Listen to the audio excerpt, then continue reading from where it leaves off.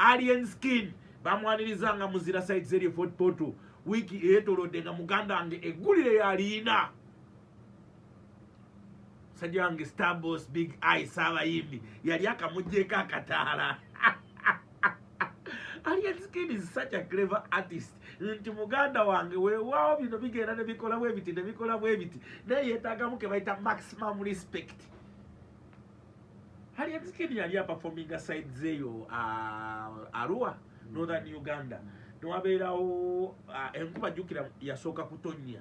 Enkuba weetonnya aga Katonda mu ggulu abantu ne babeera nga batayingidde. After ne bajja we baamulabako essanyu lye baawulira ne batandika okumukola ki okumuhaginga. We bamuhaginga abamunooza nga bamanyi abantu b'ekyalo babeera olumu ne ki bakola bwe bati baddugala bakola ki.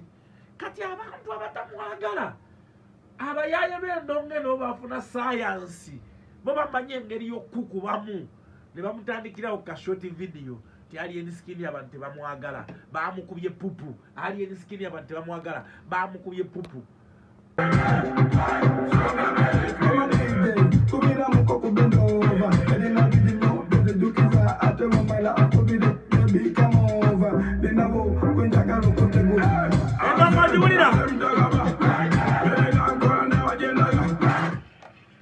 Artist of the year 2023 omwaka gwakugwako n'egyeyongera emyezi emirala 8 bamwita Alien Skin. Akayimba bakaita twende kali mu countdown esinga obunene mu ggwanga Uganda ku 10/5 ku 9/6 ne ku 10/6 Masaka Semba Rakai edakika ziri 15 zetode kusaza fe 11 ez'akawungezi enaje King Countdown Master Simo Omunene wo mu kibuga atankuba kigota njogeza kama Sunday mbeera wano digesting the art industry okuvira ddala mu nsonga zonna nga wezitambudde mbala 20 agasinza okubanga gakukola gakusensira. Ntandise n'akayimba ke bayita mu kisenge kamwana mulezi gwe bayita muganda nge ani musajja mukulu gwe bayita Crystal Panda nanyini ngombo the only surviving presenter singing.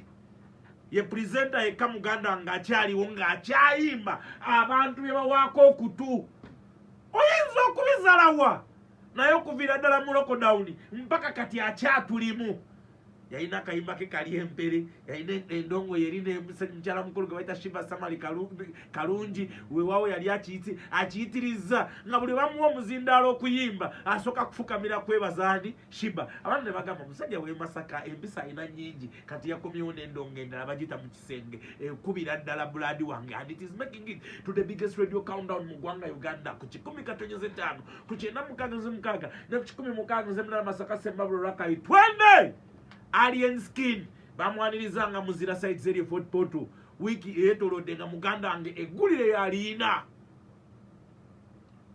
sajja wange Starboss Big Eye Sabayimbi yali akamugjeeko akataala.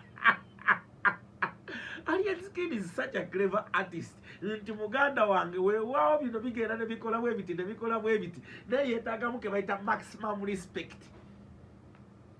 Alien Skin yali aperforminga side zeyo Arua Northern Uganda niwabeerawo enkuba jjukira yasooka kutonnya. Enkuba weetonnya aga Katonda mu ggulu abantu ne babeera nga batayingidde. After ne bajja we baamulabako essanyu lye baawulira ne batandika okumukola ki okumuhaginga. We bamuhaginga abamunooza nga bamanyi abantu b'ekyalo babeera olumu ne ki bakola bwe bati baddugala bakola ki. Kati abantu abatamwagala abayaaye b'endonge n'o bafuna sayansi bo bamanyi engeri y'okukubamu ne bamutandikirawo ka short video ti Alien Skin abantu tebamwagala baamukubye pupu. Alien Skin abantu tebamwagala baamukubye pupu. Byatambula ne bitambula musajja watu ebituufu bigenda okutandika okuvaayo nga musajja watu Banjo yatambuza dda ka video yatambuza dda propaganda we ndoza Banjo manyi propaganda. Ate nga ffenna tukimanyi obutakkanya bwa Alien Skin ne Banjo ne Abitex gye buva okuviira ddala bizinesi we yaganda obubi ne baawukana namugamba tujja kumuzza mu kyalo byonna byolaba biibyo amajegi mwavuma ku social media we gakola bwe gati bajja baava wansi eno nga ne Alien Skin akkirira ewa Fangoni Father alona mu biru okulya kemisana ne balaba Banjo ne bagamba ekisajja kikyo kyewedde kitambuza ndoza lwali lunaku lwa mande lwakubiri ekisajja kikyo wedde ekikola ebyekiyayeyaye tugende tukirabiseemu n'obimanye ebintu byaffe ebyendongo tumulabiseemu n'empibiri 3 tukole bwe tuti nga bakirumba wakyo bakirabisa bagamba okumulabisaamu bwe bagamba okulabisa ate si ye yalabisa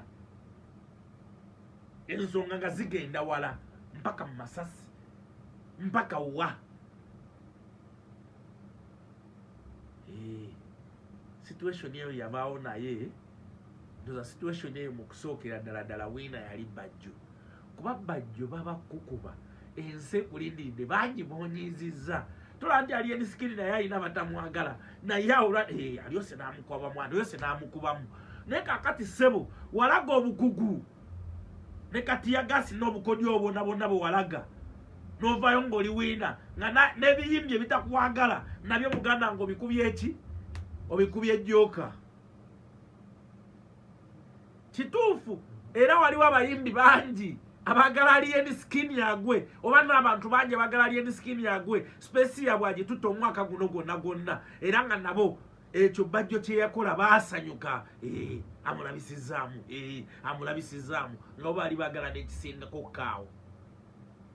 Issue is kasita mwayingiramu Amasasi kasita byayingiramu eyo ate nekindaga obunafu bwa poliisi video gyogiraba oli gyaveri n'akonda emmotoka ya munne oli agadinga munne n'akola ki ne mukwata omusirikale ne mukwata n'abalala bano basuspect ababiri bo ne mubaleka ne bagenda kitegeeza nti mu ndongo eno gwe kyali wanga akyatunulira ebintu bwe bityo mulimu abali above the law kikitegeeza poliisi mwalemererwa waliyo abali above the law kati gwe kyali wange ng'ogezaako okulumba abantu abamu weddeko lowoozamu kali ak'omunda akokola ki Aleese Skin oyinza omusalira omusango naye ate mu buntu bulamu mu nsonga nga 2-3 oyinza obutagumusalira.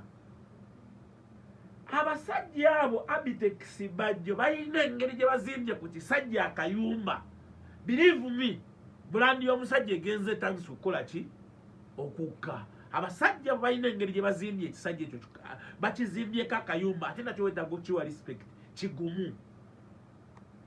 Aleese Skin oyo muganda ng'oyinza okumulaba ng'ow'effujjo naye muga Katonda mu ggulu naye abantu bamumanyira ebyekisiru nina we naliko sayidi zeeyo ng'ekapeeka bali Aleese Skin ali ku stage ayimba onamuvuma bakanyama bwe bavaayo okubanga bataasa ayimba avuma ne babakubakuba mukawa abantu abavubuka bagenda balinda motoka ye ne bakuba emmotoka y'omuvubuka emmotoka y'omuvubuka yakagizasula entula neŋŋamba kakati kale tuyinza okugamba ekisajja kirina empisa ebiba kibi naye ate raba ebintu ebimu bakirombalomba because amaanyi ge bakitaddeko ekyo ekisajja ne weebanze ate Katonda weebaze tibaba kugwa kwa Abitex singa kakati tuli ku gundi singa kati tuli ku zi RIP obuvubuka obwo kugwa ku kyali wange Abitex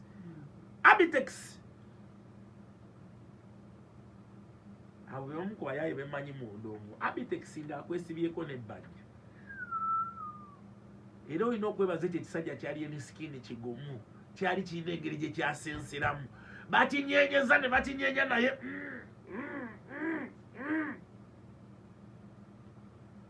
bulandiyo nga bagikuba bwe batyo toyinza butavaayo nawe kwerwanako lwakuba endwanako gye yerwanako ye yaffe ey'endongo ya animololo abantu babikoowa ebintu ebyo babikoowa kuba tuzze tufiirwa abantu abakabi mu ndongo eno era ebintu ebijjamu akavuyo abantu babikoowa era kyova olandoza ku lunaku olwo kooti y'abantu yonna yavaayo neesalira Aleese Skin omusango. I thank God nti bagenda ku poliisi ne bamunayizinga nti omusajja yakkiriza okukola buli kimu okutereeza emmotoka okukola buli kimu okukola kiki ate ne poliisi tetwagala mutulage nti ate mufaayo nnyo mutandike nti ate tusibe egondi ate tukole bwe tuti ate tukole bwe tuti eby'endongo bigwa na ndongo bwe kiba kyabalemu okusootinga the other day mubaleke abasajja bagende mu maaso. And Aleese Skin, where on earth do you get the audacity okulumba omuntu ewuwe okumulumba ewuwe n'amaanyi mugajja wagatonoza ettafaali muwe mundu baana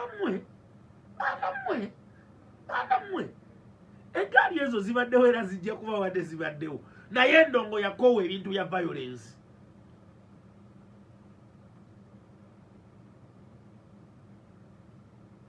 Alien skin okyafuna ebizibu. Kuba kakati buli omu yamala dde okubrandinga ng'owa ekibuli. Kiki weetaaga okukola? Ekibuli ekikyo kye weetaaga tekyetaaga kuba violent.